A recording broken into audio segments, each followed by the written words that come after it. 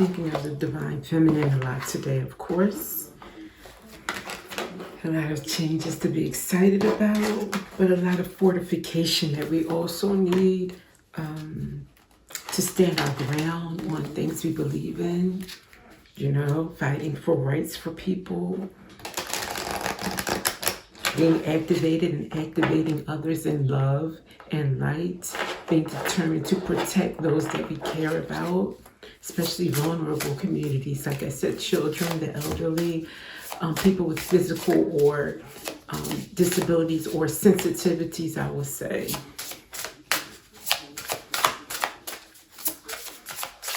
I'm pulling a card first for our divine feminine. Spirit, what do you want us to know? This beautiful card. Priestess of Atlantis. Let's see what we can get from this.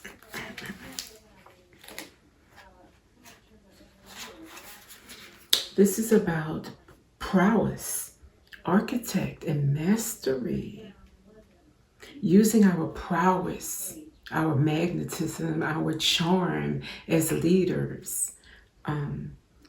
Architect, our intellect to design the world that we want to live in, the communities that we want to live in, the vibe that we want to feel in our home. Mastery, mastering self. So that we can stand fortified and confident in the face of those energies that would like to squash us, dim us, snuff us out, you know, being determined is an understatement. Running on all cylinders is more like it. So yeah, focus in alchemy, structure where echoes of once mighty mother civilization resonate through the corridors of time. She is the ambassador, a guiding light, here to help you navigate the complexities of power and responsibility. I'm definitely talking to divine feminine leaders, which a lot of us are leading the way for humanity, for the new earth. You know, I just feel very strongly that we've got to hold steadfast right now amidst any negative thoughts, you know, whether sent purposely or not, negative thoughts that make you have self-doubt, fear, or even like guilt, you know, like doubting should you be as brave or courageous and standing up for what you believe in, if you should be shedding your light or caring about others, you know, taking baskets to the, you know, to pick up people's spirits at the elderly home, or going to a school and reading books to children. Whatever it is that you do, you would think, well, why would I feel guilty? You would be surprised what kind of pressure is on society, even if it's indirect, as far as, well, you're not making a difference because look, the world is still slimy, you know. There's evidence of everything going wrong here. Why do you even try? What is your little basket going to do? I'm telling you, it does a lot. Because that vibrant light, that energy that spreads across the globe from you, it can help lift up others in ways that you can't see. So that's why if it wasn't important, there wouldn't be those invested in snuffing it out. Definitely important. Okay, let's see here. Let's get another message.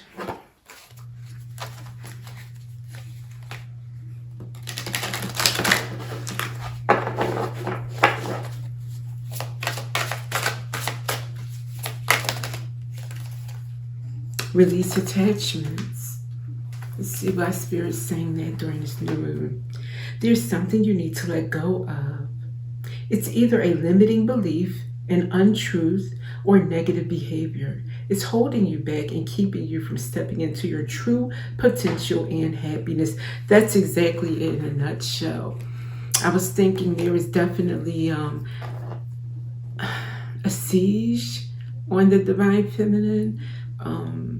A global pressure, if you don't want to call it an outright attack, whatever you want to call it, you'll feel it or you won't. If you don't, great. You're standing in your joyous, vibrant self.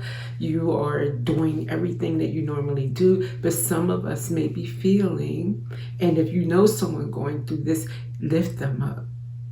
Use some of your light to kind of, guide them to, like, even if you can just picture yourself beaming your light like a Care Bear from yours to them, to kind of give them some of that light so that they won't be subdued by this negative energy. They come, like I said, in thoughts, self-doubt. I can't make a difference. Who am I to try?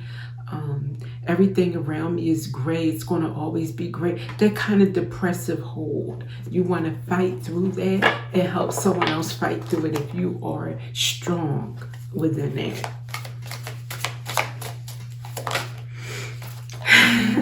And continue to speak up.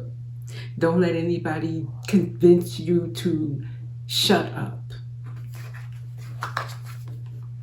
What are you not saying that's eating you up inside? You can't keep this in forever. It's time to let it out so you can move on and be happy. That could be on a personal level. I was taking this as in for injustices, speaking up against injustices, not letting things like, and passionately, things change because of the passion behind it, the heart behind it. Things don't get changed because you walk in and you mediocrely sign a form and hand it in and hope for the best. No, there's a lot of love and passion behind every movement, every time something changes. And that, I feel, they want to snuff out. There's a strong push or message for us to subdue our fire, as if it's something wrong with feeling fired up. No, we need fire on our side.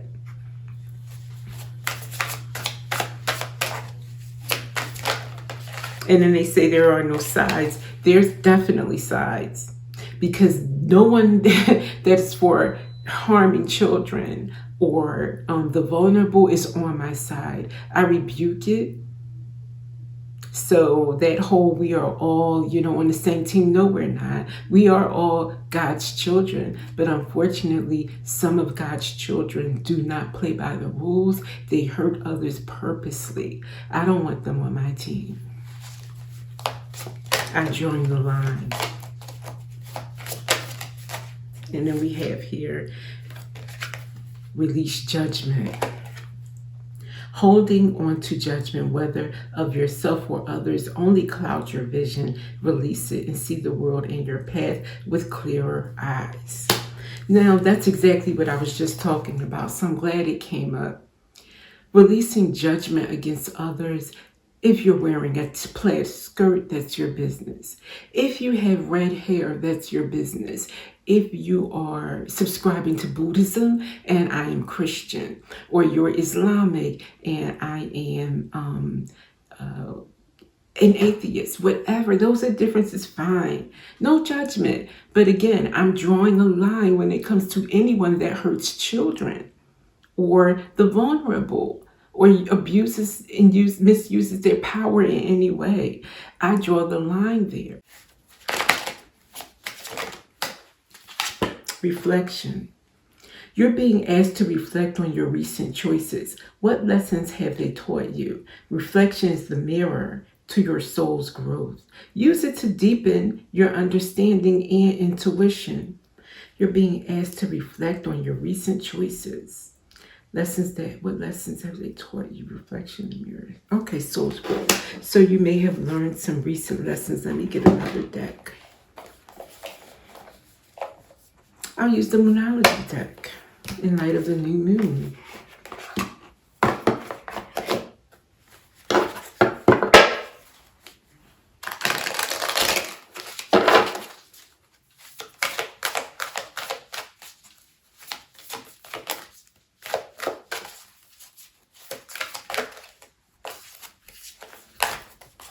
Too many? Can I have one or two of them, please? Wow, that's a lot. Okay, reflection on what lessons recently. The recent lessons. Thank you. Releasing your blocks. First quarter moon is Scorpio. So reflecting on recent choices you made that allowed you to release your blocks. Let's get another one. First quarter moon is Sagittarius. Believing in your good luck. I'm taking this as just believing in yourself. Having, again, that fortitude that no matter who says what to you, what you hear on a podcast, what you read in a book, you go with your intuition, your own connection to the divine that leads you and guides you to what you need to do, what decisions you need to make, what path you need to follow. Don't leave it up to anyone else outside of you to make those final decisions or form you, to form who you are. You are who you are. So you get in touch with who you are from the inside. It's never going to come from the outside. They know what they need to do. They know what they need to believe in. Not even do I know. And I'm speaking to you to help you, to convince you to fortify yourself and to stand up for yourself and for those that you care about. But I'll never tell you what you should believe about yourself, how you should govern your life, what steps you should take next. That only comes from you. And no matter what, focus on the positive. New moon in Sagittarius. So there's a few Sagittarius cards coming out. You could be a Sagittarius or embodying that alchemizing energy, that balancing, that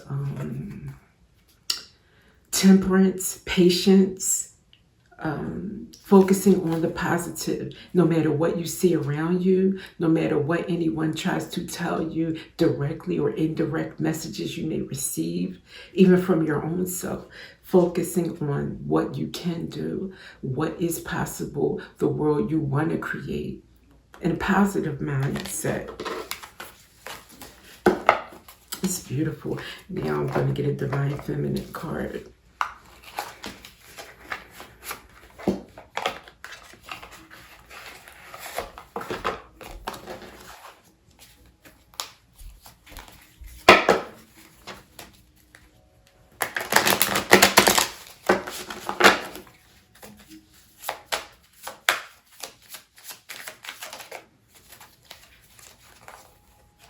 Something flipped within the deck.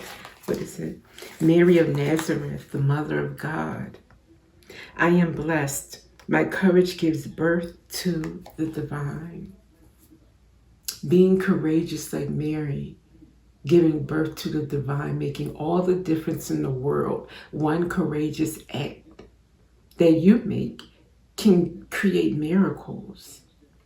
Remember that. You have a lot of power, lovies. With that, I'll see you in the next one.